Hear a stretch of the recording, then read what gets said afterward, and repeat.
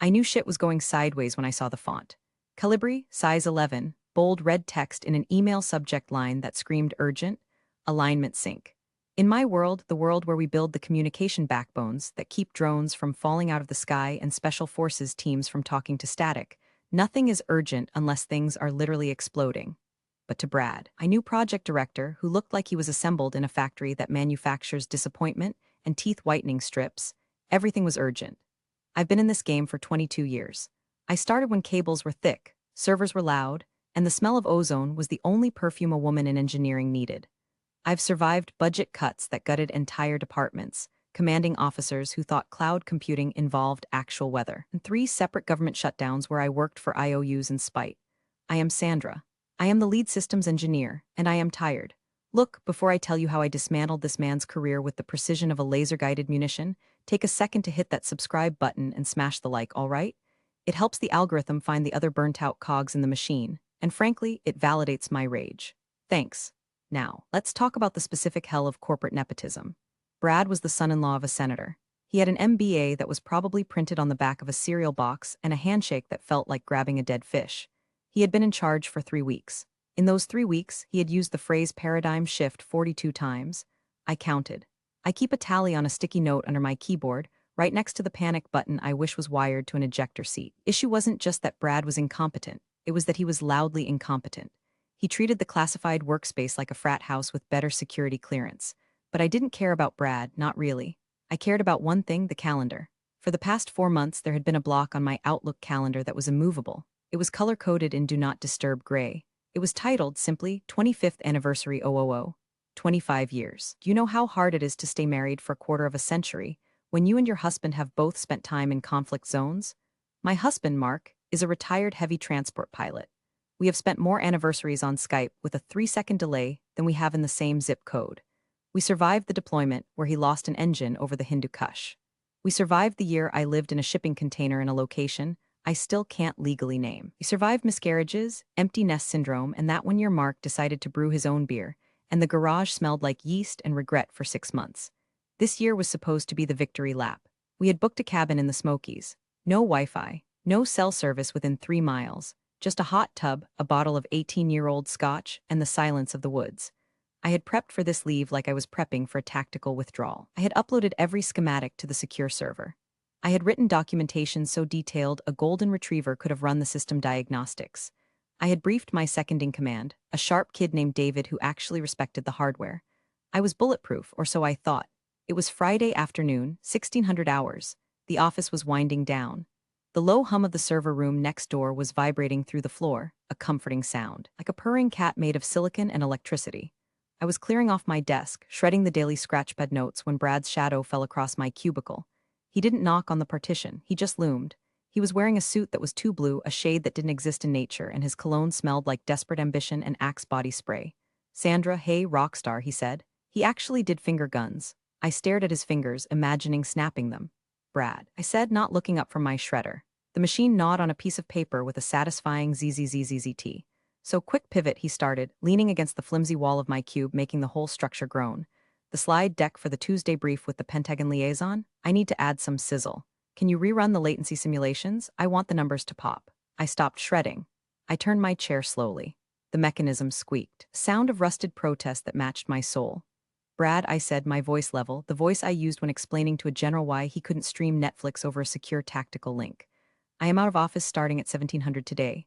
I am gone for a week. The simulations are done, they are accurate. Physics does not pop, it just is. He laughed. It was a hollow, wet sound. I know, big anniversary, congrats. But hey, we're a team, right? One team. One fight? I just need you to tweak the data visualization. Maybe make the bars green instead of gray, and extrapolate the Q3 projections. That is falsifying data, Brad, I said, and I am leaving. David has the files. If you want green bars, David can make them green. I am going to the mountains. He blinked, his smile faltering just a fraction. It was the look of a man who had never been told no by a woman over 40. Well, sure, David is great, but you're the lead technician. I feel better if you have eyes on it. Engineer, I corrected him. I am the lead systems engineer, not a technician, and my eyes will be on a mountain range, not a PowerPoint. I stood up. I picked up my bag. It was a battered tactical messenger bag I'd had since 2008. It had a stain on the strap from hydraulic fluid and another one from cheap commissary coffee. I slung it over my shoulder. I laid it all out in the handover email. Brad, it's in your inbox. Read it. Don't call me. I walked past him. I could feel his eyes boring into my back. It wasn't the look of a leader. It was the look of a petulant child who had just been told he couldn't have ice cream for dinner. We all make sacrifices, Sandra, he called out after me. His voice carried across the bullpen. Heads popped up from cubicles, young analysts, tired coders, the janitor who knew more secrets than the president. That's what the mission is about. Sacrifice. I didn't turn around. I walked to the security checkpoint, badged out, and listened for the heavy clunk of the magnetic lock engaging. That sound usually meant freedom. But as I walked to my car that had seen more miles than the space shuttle, I had a prickle on the back of my neck. That old instinct. The one that tells you the silence before the mortar hits isn't peaceful, it's holding its breath.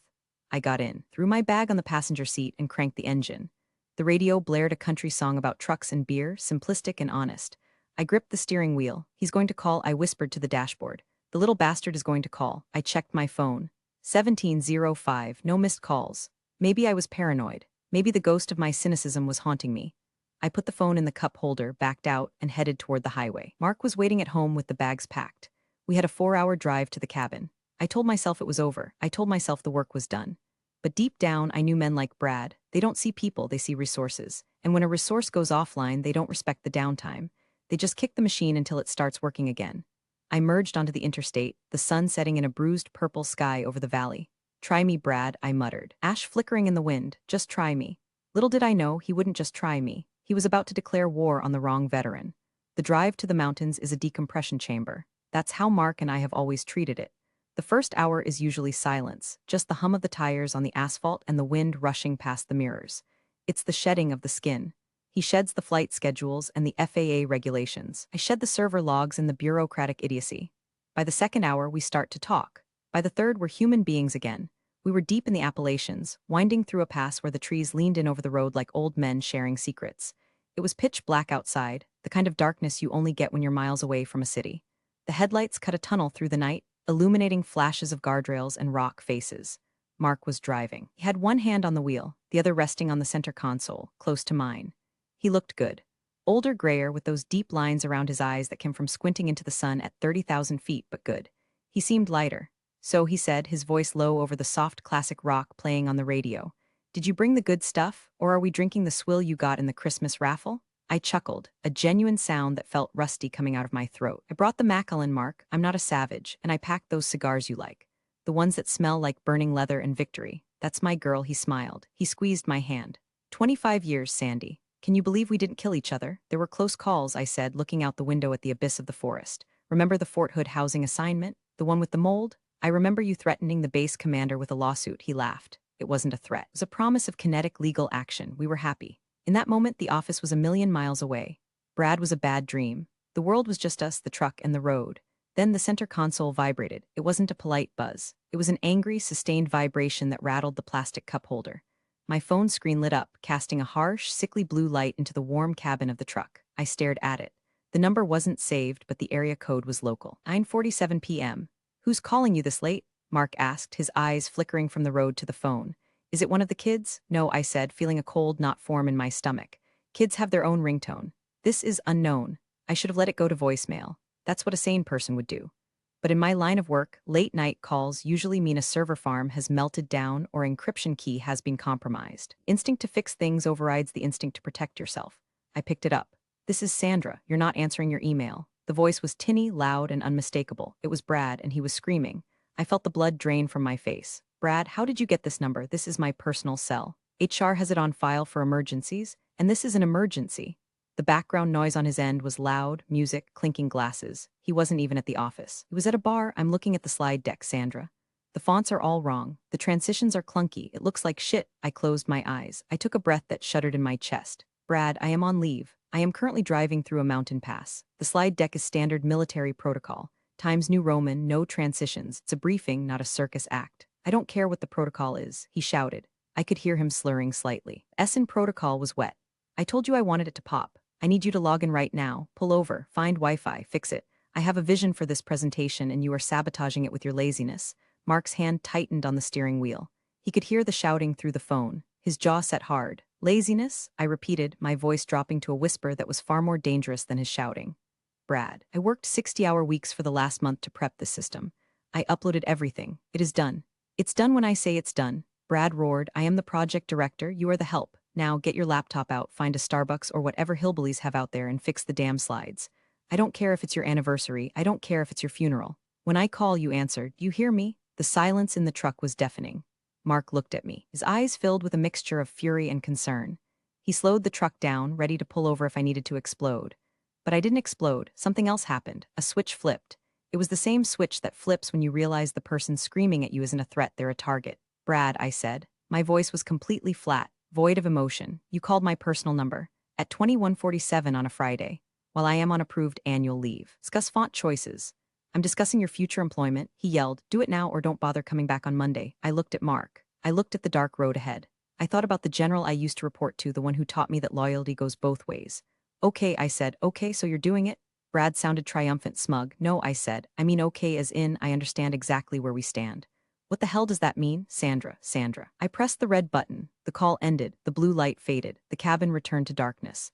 I stared at the phone for a second, then tossed it into the back seat. It landed on a pile of coats. Sandy? Mark asked quietly. I stared straight ahead. My heart wasn't racing. My hands weren't shaking. I felt a cold, crystalline clarity. Keep driving, I said. Don't stop. Is everything okay? No, I said. It's not okay. He just signed his own death warrant. Just doesn't know it yet. I wasn't crying. I was smiling. It wasn't a nice smile. It was the smile of an engineer who just identified a critical structural weakness and knows exactly where to place the demolition charge. Mark, I said, remember General Harlan? Mark glanced at me, surprised. 3-star Harlan, the one who sent us that wedding gift, the cryptic one? Yeah, I said. The one who told me if I ever needed a nuclear option to call him. Or not tonight, I said, settling back into the seat. Tonight we drink scotch. Monday we burn Rome. The weekend was surreal. We were in this beautiful cabin, surrounded by ancient pines and the smell of wood smoke, but a part of my brain was still in that truck, replaying the call. Mark tried to distract me. He made pancakes. We hiked a trail that led to a waterfall. We drank the Macallan. But every time I looked at the fire, I didn't see logs burning. I saw Brad's career. I didn't turn my phone on for 48 hours. That was the discipline. You don't fire a weapon until you have a target lock, and you don't engage the enemy while you're emotional. You wait. You let them make mistakes. And oh, did he make mistakes. On Sunday night, the night before we were supposed to drive back, we cut the trip short by a day. The mood was tainted, despite our best efforts. I finally retrieved my phone from the backseat of the truck.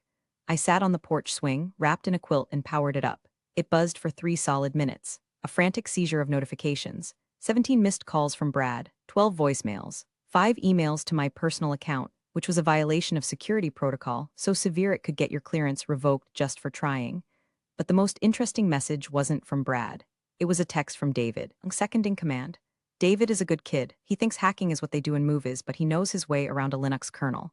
David, son 1430, Sandra, I don't know what's happening. Brad is spiraling. He CC'd the Pentagon liaison on an email about your insubordination. He told them the delay in the visuals was your fault. He's trying to throw you under the bus before the meeting even starts. I stared at the screen.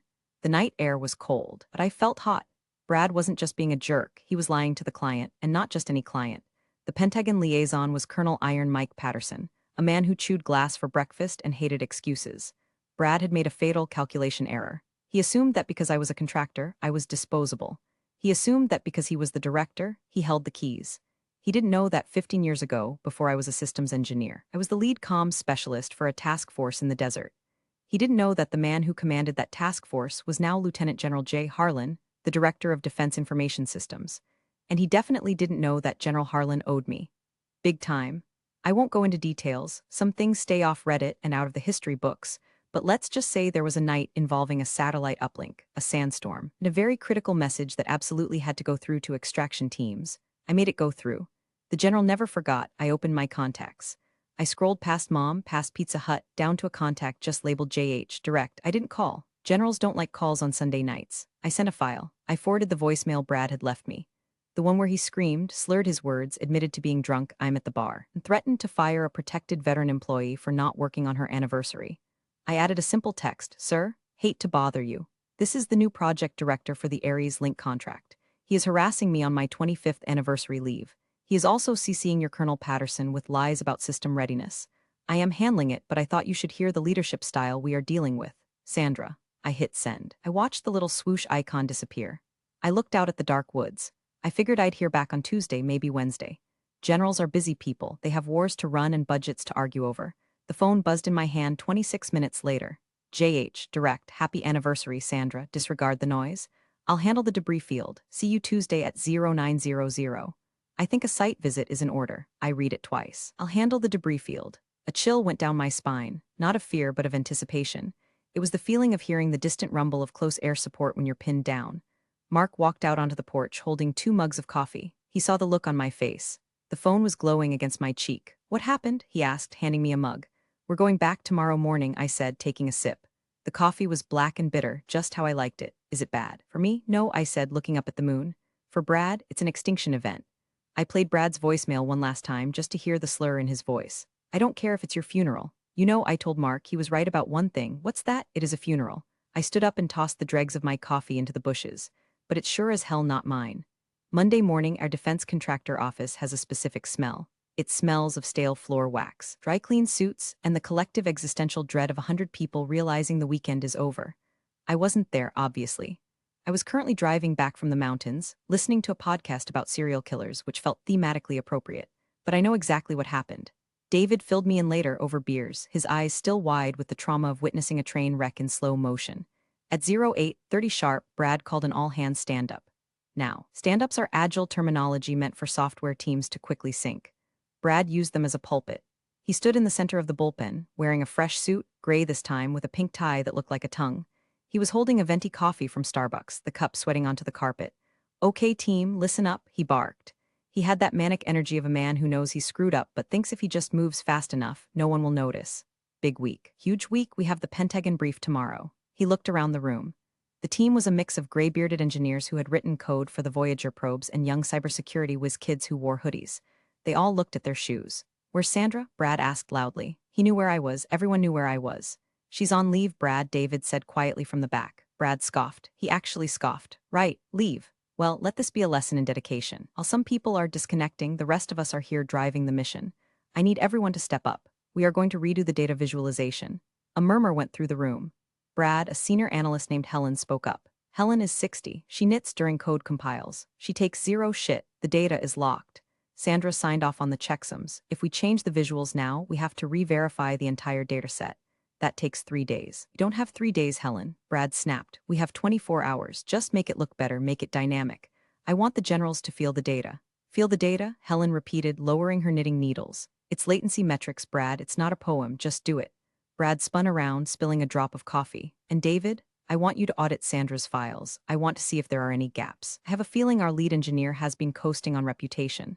The room went dead silent. You could hear the hum of the vending machine in the break room. To suggest I was coasting was heresy. To suggest it to the people I had trained was suicide. David stiffened. "Sandra is the best engineer in this state, Brad. Her files are impeccable." "We'll see," Brad sneered. "Access her drive. I want a report by noon." He walked back to his office, slamming the door. Blinds on his window were crooked. According to David, the rest of the day was a study in psychological warfare. Brad paced his office, making loud phone calls. He kept coming out to ask if the green bars were ready. He sent an email to the entire department, subject, accountability, which was just a paragraph of buzzwords about trimming the fat. He was panicked. He knew he had CC'd the colonel on a lie. He knew he hadn't heard back from me. He was trying to build a paper trail to justify firing me before I could return. He was trying to frame me for delay he was causing. At 14:00, he made his biggest mistake. He called IT security. "I want Sandra's badge deactivated," he told the security chief, a massive guy named Tony who was an ex-Marine. Tony looked at him. "On whose authority?" "She's a Tier 1 asset. I need a sign-off from the site lead or higher." "I am the site lead," Brad shouted. "Technically, you're the project director," Tony said slowly. "The site lead is currently in DC, and higher means the client. Just do it." Brad slammed his hand on the desk. "She is a security risk. She refused a direct order during a crisis." Tony didn't blink. "I'll look into it." Tony did not look into it. Tony texted me. "Tony, security. Your boy is trying to kill your badge. I told him the system is lagging. You good?" I was at a rest stop in West Virginia when I got the text. I replied, "Me, hold the line, Tony. Cavalry arrives tomorrow at 0900. Tony, roger that. Popcorn is in the microwave." Monday ended with Brad sending a finalized deck to the Pentagon. He had forced David to change the graphs. They were now bright neon green. The axes were mislabeled because in his rush, Brad had deleted a column of reference data. He sent it with a note. "Here is the updated presentation. Please disregard previous versions sent by unauthorized staff. We have corrected the errors found in Miss Mitchell's work." He hit send. He packed up his bag. He probably thought he had won. He thought he had controlled the narrative.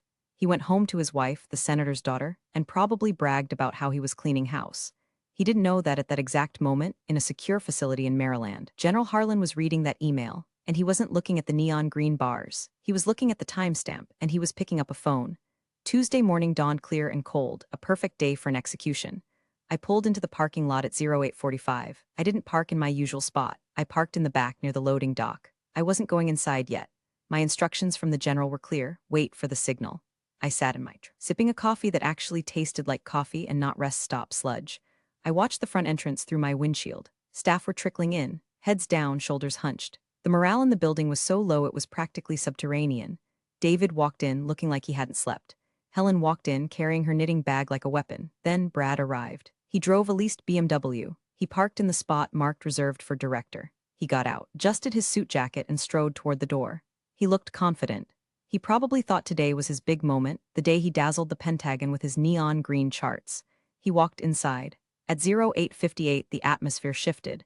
You know how birds stop singing right before an earthquake? It was like that. 3 black Chevrolet Suburbans turned into the office park entrance. They weren't moving fast. Were moving with the predatory grace of sharks entering a swimming pool. They had government plates, tinted windows, extra antennas bristling from the roofs. They didn't park in the visitor spots. They pulled right up to the curb directly in front of the glass double doors, blocking the fire lane. The driver's door of the lead SUV opened. A soldier in dress greens stepped out. He scanned the perimeter. Then he opened the back door. Lieutenant General J. Harlan stepped out. He was a tall man, lean as a whip, with a face carved out of granite. He was wearing his class A uniform. 3 stars gleamed on his shoulders in the morning sun. A rack of ribbons on his chest told a story of 30 years of conflict. He was flanked by 2 other men in suits, military legal counsel. JAG officers, sharks in pinstripes. I rolled down my window just to hear the silence. There was no sound in the parking lot. Guy walking his dog on the sidewalk stopped and stared. The general didn't look left or right. He walked straight toward the doors. Inside the lobby, as Tony later recounted, the receptionist, a sweet girl named Sarah, nearly swallowed her gum. She reached for the phone to call Brad, but the general was already at the desk. "Good morning," the general said. His voice wasn't loud, but it carried. "I believe you have a Mr. Bradley Stevens in charge?" "Why, yes, sir," Sarah stammered. Do you have an appointment?" The general smiled. It wasn't a warm smile. "I am the client, ma'am." The client always has an appointment. He didn't wait for a badge. He walked past the turnstiles. Tony, who was manning the security station, stood up and snapped a salute so sharp it could have cut glass. Sir Tony barked. "At ease, Marine," Harlan said, nodding at him. "Show me to the director's office." Tony stepped out from behind the desk. "With pleasure, sir." "Follow me." I watched them disappear into the building. I checked my watch. 0902. Inside, Brad was likely reviewing his slides, practicing his synergy speech in the mirror. He had no idea that the roof was about to cave in. My phone buzzed. It was a text from the general. "JH. Direct, come in, Sandra. Use the front door," head held high. I put the truck in park. I grabbed my bag. I checked my reflection in the rearview mirror. No makeup. Hair in a messy bun, eyes tired but sharp. I looked like me. I walked across the parking lot. The black SUVs were idling, their engines purring with menace. The driver of the lead car nodded at me as I passed. I nodded back. I walked through the lobby. Sarah was still staring at the door where the general had vanished. "Sandra," she whispered. "Do you know who that is?" "Yeah, Sarah," I said, swiping my badge. It beeped green. Tony hadn't deactivated it. "That's the customer service department." I walked down the hallway toward the executive suite. The office was dead silent. Every head was popped up over the cubicle walls, looking toward the glass-walled office at the end of the hall. Brad's office. The blinds were open. I could see Brad behind his desk. He was standing up. He looked small. Standing in front of his desk was the general. The 2 JAG lawyers were flanking him, opening briefcases. Brad caught sight of me walking down the hall. His eyes went wide. He pointed a shaking finger at me, mouthing something to the general. The general didn't turn around. He just placed a small silver device on Brad's desk. It looked like a voice recorder. I reached the door. I didn't knock. I pushed it open and stepped inside. "Ah, Sandra," General Harlan said, turning to me. His face softened just a fraction. "Right on time, General," I said, standing at attention out of habit. Brad looked between us. He was sweating, visibly sweating. You know her? Know her?" The general looked at Brad like he was a smudge on a lens. "Mr. Stevens, Sandra Mitchell built the network you are currently using to send me unauthorized emails. Now please sit down. We have some audio to review." The office smelled of Brad's cheap cologne and sudden, acrid fear. Brad sat down. He didn't sit like an executive. He collapsed like a folding chair. He looked at the recorder on the desk, then at the 2 lawyers who were arranging documents with terrifying precision. I don't understand," Brad stammered. "General, I was just preparing the briefing." "The slide deck, we're not here about the slides, son," General Harlan said. He pulled up a chair and sat down opposite Brad. He didn't lean back. He sat with the posture of a statue. "We're here about the personnel clause in the Defense Appropriations Act, specifically the protection of key assets." He reached out and pressed play on the recorder. The voice that filled the room was loud, distorted, and undeniably Brad's. I don't care if it's your anniversary. I don't care if it's your funeral. When I call, you answered. You hear me? Brad went pale, translucent actually. He looked at me. I was leaning against the door frame, arms crossed, face blank. The recording continued. I'm discussing your future employment. Do it now or don't bother coming back on Monday. The general let the silence hang in the air after the recording stopped. It was a heavy, suffocating silence.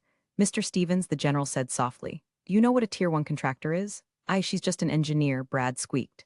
Sandra Mitchell, the general said, gesturing to me without looking, holds a top-secret/PSY clearance. She is the signatory authority for the encryption protocols used by the 101st Airborne.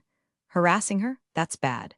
Threatening to terminate her for refusing to violate security protocols by working on an unsecured network while on leave? The general leaned forward. That is a federal offense. It's coercion. And since you threatened her employment while she was exercising protected benefits, well, JAG officers tell me it's also a violation of the labor standards outlined in your company's contract with the DoD. One of the lawyers pushed a piece of paper across the desk. Section 4, Paragraph C, Hostile Work Environment Regarding Essential Personnel. Brad stared at the paper. His hands were shaking so bad he couldn't pick it up. I was just trying to motivate the team. It was a joke, a figure of speech. A joke, the general repeated. He looked at me. Sandra, were you laughing? No, sir, I said calmly. I was driving a vehicle on a mountain pass while being screamed at. Right, the general said. He stood up. The meeting was over. It hadn't even lasted 5 minutes. Mr. Stevens, as of 0900 this morning, the Department of Defense is exercising its right to immediate termination of the management clause for this facility. We are pulling the contract from your division. Brad stood up, knocking his chair over. You can't do that. This is a $400 million contract. You can't just pull it because of a phone call. Watch me, the general said. He didn't shout. He didn't have to. You harassed my lead engineer. You lied to my liaison. And you compromised operational security by demanding work on an unsecured line. The contract isn't just pulled, son. It's incinerated. But my father-in-law, Senator, I know who your father-in-law is, the general said, stepping closer to the desk. The air temperature seemed to drop 10 degrees, and I will be having a very long, very detailed conversation with him about who he recommends for these positions. I imagine he won't be pleased to learn his son-in-law cost the state 300 jobs. Brad looked like he was going to vomit. 300? He whispered. Shut it all down, the general said to the lawyers. Freeze the servers. Revoke all badges. Move the project to the backup facility in Virginia until this company can prove it has competent leadership. He turned to me. Sandra, you're still on leave. Go back to your cabin. We'll reactivate your clearance when we've scrubbed the toxicity out of this building.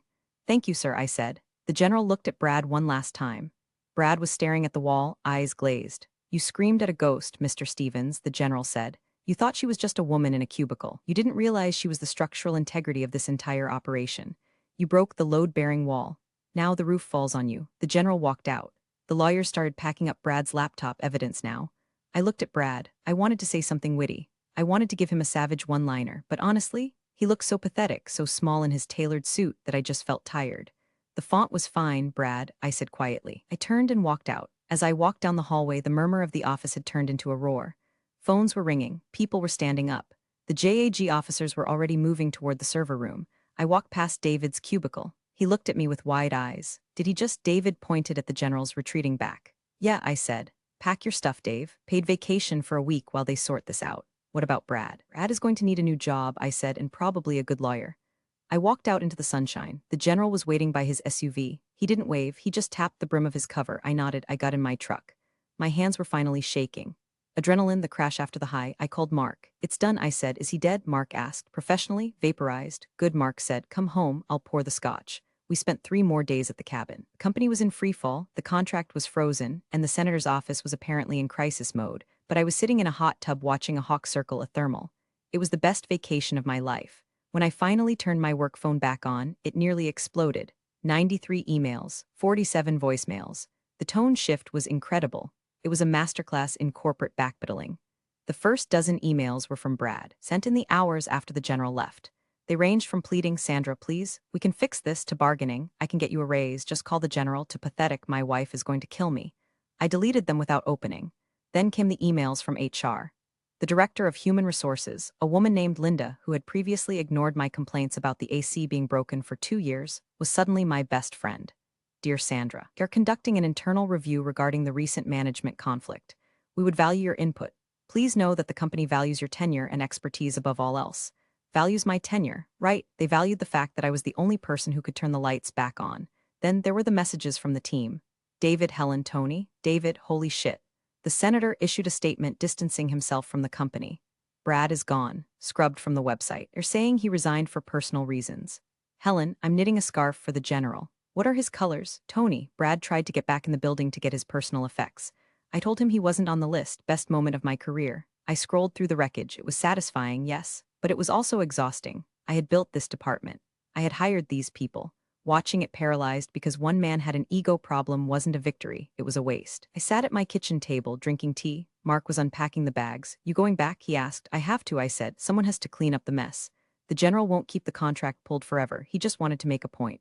The soldiers still need the comms link. You could retire, Mark said. We have the savings. I know, I said, but not like this. I don't leave on a loss, and I don't leave because of a Brad. I opened a new email draft. Recipient, JH, Direct, General. Thank you for the intervention. The point has been made. My team is innocent in this, they just want to work. If you reactivate the contract, I will personally ensure the deliverables are met by Friday. No green bars, just data. Sandra, I hit send. 10 minutes later, a reply. Contract reactivation authorized pending leadership change. I've suggested to the board that they look internally for the new director. Perhaps someone with engineer in their title. See you on the high ground, Sandra. I stared at the screen. Director, me? I laughed, a dry, rasping laugh. What's funny? Mark asked. The general wants me to run the place, I said, and I'd rather eat broken glass than deal with the budget meetings, I said. But at least I wouldn't call people on their anniversaries. I looked at the sent folder. Brad's emails were still there, unread in the trash. I emptied the trash. Felt like flushing a toilet.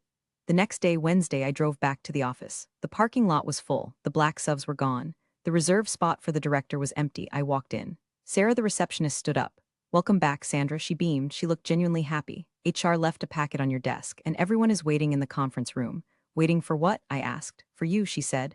David said we don't start until Sandra says we start. I felt a lump in my throat. This was the difference. Brad commanded. I led. I walked down the hall. The air felt lighter. The smell of fear was gone, replaced by the smell of brewing coffee and ozone. I walked into the conference room. The entire team was there. They stopped talking when I entered. All right, I said, dropping my bag on the table. Vacation's over. We have a Pentagon brief to fix. Helen, verify the checksums. David, change the graphs back to gray. Tony, unlock the server room. You got it, boss, David said. And for the first time in 3 weeks, I didn't hate that word. Brad didn't go quietly. I wasn't there for the main event that happened on Tuesday with the general, but the final purge happened on Thursday. I was in the middle of a code review with David when we heard shouting in the lobby. I have personal property in there, my ergonomic chair, my frame degree. It was Brad. He was trying to get past Tony. I stood up. Keep coding, I told David. I walked out to the lobby. Brad was wearing jeans and a polo shirt. He looked like he hadn't slept in 3 days. He was red-faced, arguing with Tony. Sir, you are barred from the premises, Tony was saying, his arms crossed. I can mail you your box. I want to talk to Sandra. Brad yelled. He spotted me down the hall. Sandra, you did this. You poisoned the well. I walked up to the turnstiles. I stayed on the secure side. There was a layer of bulletproof glass between us. It felt symbolic. I didn't do anything, Brad, I said. You did this. You prioritized your ego over the mission. You tried to bully a system that is designed to chew up bullies. I'm going to sue, he spat. Wrongful termination, defamation. Go ahead, I said. Discovery will be fun. The general has the recordings and the emails and the logs of you trying to delete data. He froze. What logs? The ones David recovered. I lied. David hadn't recovered anything yet, but Brad didn't know that. Digital footprints are forever, Brad. He slumped. The fight went out of him. He looked at the logo on the wall, the company he thought would be his stepping stone to a Senate seat. I just wanted to make an impact, he whispered. You did, I said. You united the entire staff against you. That's rare. Goodbye, Brad. Tony, I nodded to the big Marine. Escort him off the property. If he comes back, call the local PD. Yes, ma'am, Tony grinned. I watched Brad walk to his car, no longer the BMW, but a rental sedan. He drove away. The office rumors were wild. Some people said I was CIA, some said I was a secret agent for the Inspector General. Later that afternoon, a young intern named Chloe came to my desk. She was holding a file. Miss Mitchell, she asked timidly. Just Sandra, Chloe, Sandra. I heard stories about the general. People talk, I said, typing away. Did you really work with Spec Ops in Kandahar? Like in the field, I stopped typing. I looked at the framed photo on my desk. It wasn't of me and Mark. It was a picture of a group of dusty, tired soldiers standing in front of a satellite dish in the middle of a desert. I was the only woman in the photo. I was holding a wrench. It was a long time ago, Chloe, I said. Different life. Is that why the general came? The general came, I said, looking her in the eye, because in this business, competence is the only currency that matters. You can have the best suit, the best degree, the best connections. But if you can't keep the link up when the mortar rounds start falling, you are nothing. I pointed to her file. Is that the latency report? Yes, ma'am. Is it accurate? Checked it 3 times. Good, I smiled. Then you're worth 10 Brads, get to work. She smiled back, standing a little taller. Culture had changed. The fear was gone. We were a team again. We were tired, we were overworked, and the coffee was still terrible, but we were a team. On Friday, the board of directors announced the interim leadership. They didn't pick me, thank God. They picked Helen. Helen, the knitter. Her first act as director was to ban mandatory stand-up meetings and replace the coffee machine. I approved. 2 weeks later, a FedEx package arrived addressed to Bradley Stevens. Sarah brought it to my desk. He's not here, obviously. Should I return to sender? I looked at the return address. Department of Defense Office of the Inspector General. No, I said, open it. It might be legal paperwork for the contract. Sarah slit the tape. She pulled out a single sheet of heavy, cream-colored paper and a small velvet box. She read the letter. Her eyes went wide. Oh my God, she whispered. It's a debarment notice. I took the letter. It was formal, cold, and final. It stated that due to gross negligence and security violations, Bradley Stevens was hereby permanently debarred from holding any position involving federal contracts. He wasn't just fired, he was blacklisted. He could never work for a defense contractor, a government agency, or even a janitorial service that cleaned a federal building ever again. His career in this sector was dead, buried, concrete poured over the grave. What's in the box? I asked. Sarah opened the velvet box. Inside was a coin, a heavy brass challenge coin, but it wasn't a commemorative coin. On one side, it had the DoD seal. On the other side, it had a picture of a donkey, a jackass, and a sticky note attached to it for your collection. Jen, I laughed until my sides hurt. It was petty, it was childish, it was perfect. What do I do with it? Sarah asked, trying not to giggle. Put the letter in the file, I said. Send the coin to Brad's house. He earned it. I went back to my desk. I sat down. The office was humming. The servers were green. The green bars were gone, replaced by boring, accurate gray data. I opened my drawer. In the back, tucked behind a box of staples, was my own collection of challenge coins. I pulled one out. It was old, scratched, and heavy. It was from the task force. The one I got from Harlan 15 years ago in the sand. It didn't have a donkey on it. It had a wolf, silent service, it read. I placed it on my desk. I looked at the phone. It was quiet. No screaming, no demands, no sizzle. My cell phone buzzed, not the work phone. My personal one, it was Mark. Hey, he said, I was thinking, since we cut the trip short, how about we try again next weekend? No mountains this time. Maybe the beach sounds good, I said. Wi-Fi is spotty there too. Is the world going to end if you leave? I looked around the office. David was laughing with Chloe.